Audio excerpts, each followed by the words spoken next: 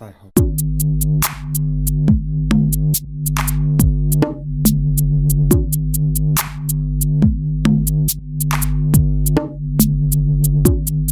So Honor is a brand of mobile phone that's actually linked to Huawei, and we all know what kind of superb handsets that Huawei can bring. Now, I was invited along to a press event for the launch of the Honor 7X, and I know that at press events they really sell the phone to you. They make it look as if it's absolutely the best handset on the planet. And to tell you the truth, the specification on paper actually looks quite impressive. But that's not what this is about. I really wanted to explore what this handset can do. So what I did was I actually traded in my Samsung S7 Edge and I started using the Honor 7X as my daily driver just to see what kind of results and impressions that I could actually get from the handset that's apparently making quite a few waves in the industry.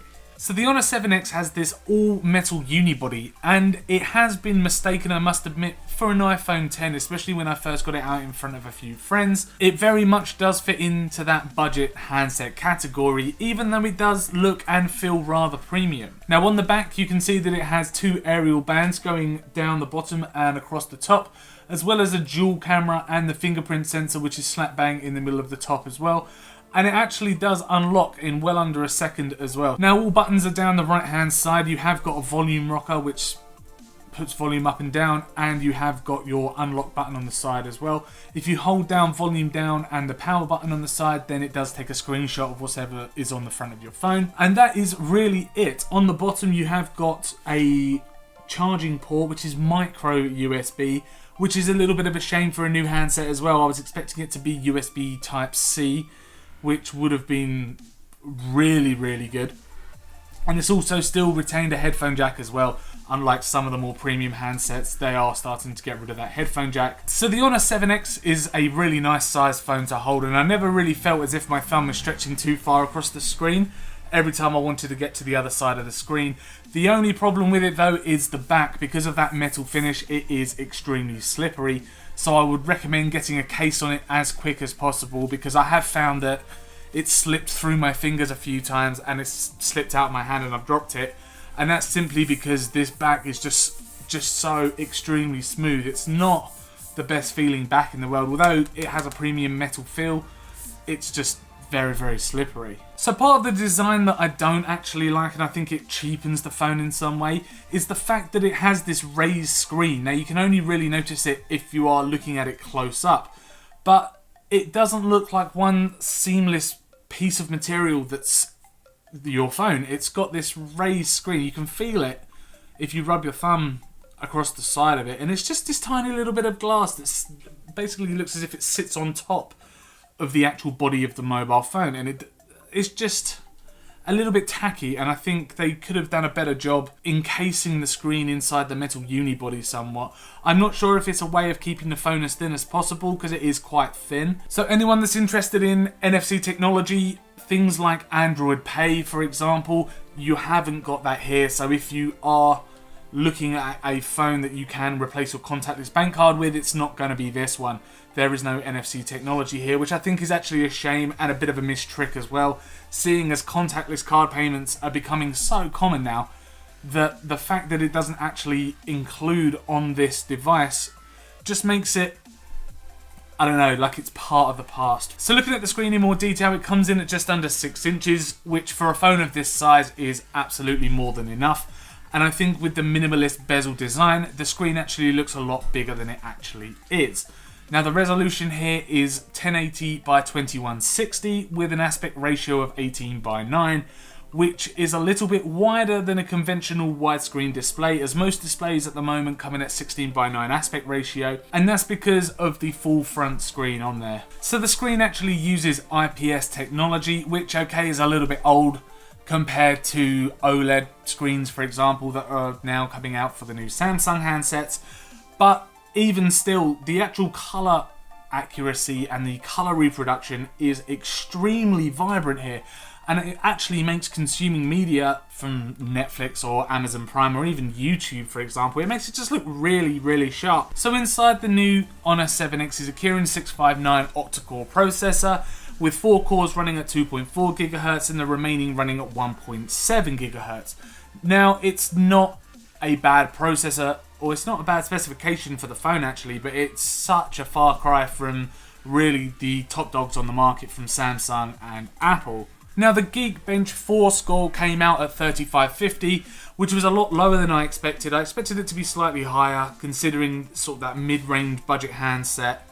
Phones are sort of performing a little better, but even saying that, I didn't really notice much stutter or much lag between switching apps, and even when I was using the phone for multitasking, like looking at Google Chrome while texting on Facebook Messenger, for example, it never really stuttered and it never really lagged, which I thought was really quite impressive for the phone. And I'm not sure if that's because it has 4 gigs of RAM in there, or the actual operating system is really quite optimized for the specification that you're getting with this handset. It performed really, really well, and I couldn't really have and find many complaints. I mean, even when gaming, playing some pretty demanding games, it again never really stuttered or lagged, and it looked really good thanks to the sort of colour reproduction and the vibrant colours that you get with the screen.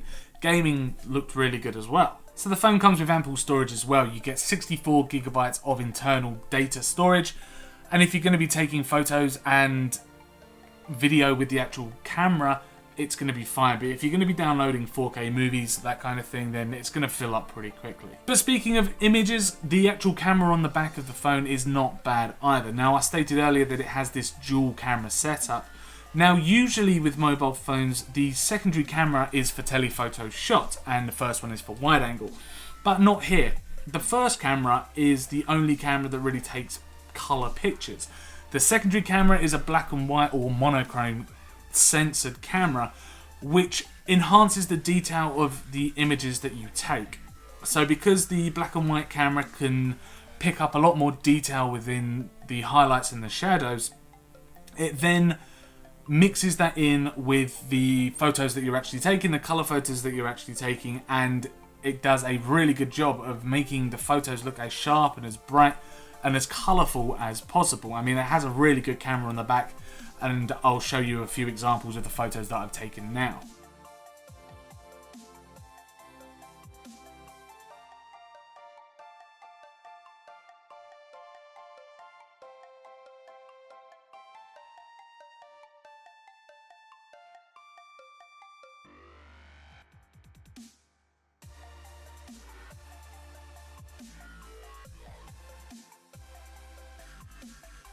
So there are other photo modes on here, things like portrait mode, which gives you a nice shallow depth of field.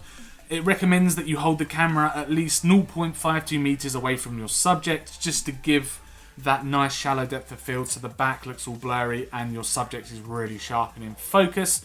And then you've also got things like slow motion and time lapse and HDR and a load of different situational effects that you can put on there, and also filters as well. The only downfall I found with the camera is the fact that you need to take photos in pretty much perfect lighting conditions.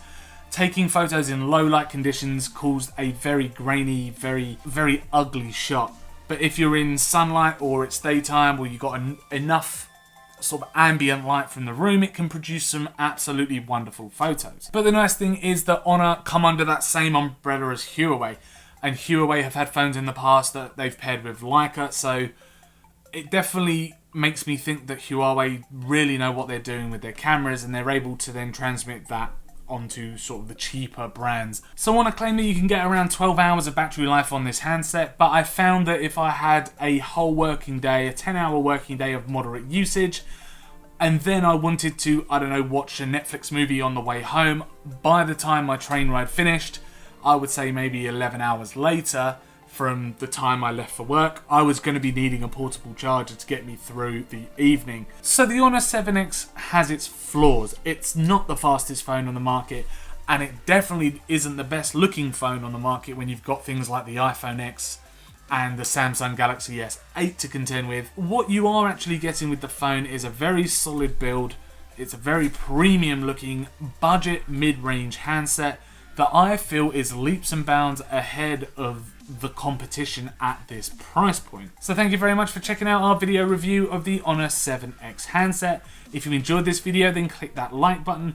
Please do subscribe to keep up with all of our tech and gaming videos, and also leave a comment below letting us know what you think of the Honor 7X and whether you would invest in one at the price of around £225, something like that, or whether you would rather go for a Samsung Galaxy S8 or an iPhone 10. I know they're a lot more expensive, but you've got contracts and things like that to sort of swallow up the cost, that upfront cost of an expensive handset. Or for a mid-range phone, have you got any other suggestions on which sort of phones we should be looking at? As I say, I love the Honor 7X. It's my daily driver at the moment. As I say, thank you very much for watching, and we will see you in the next review.